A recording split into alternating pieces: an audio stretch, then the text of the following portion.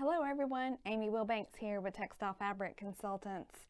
I want to show you a quick video about the Consumer Swatch Kit swatches.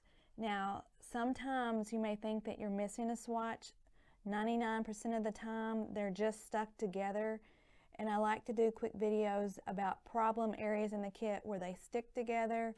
So this is the Consumer Swatch Kit again, and I want to show you number 43. So we're going to move, I'll start right here with, this is 41, the striped,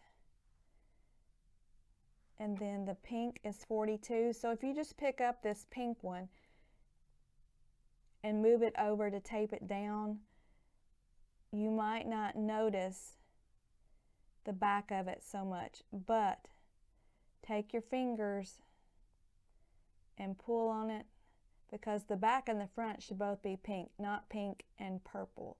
If you can see, there is your tricot right there.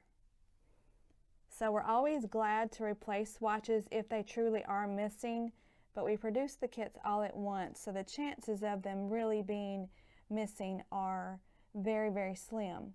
Another way it could be stuck together is it could be stuck to the front of this one,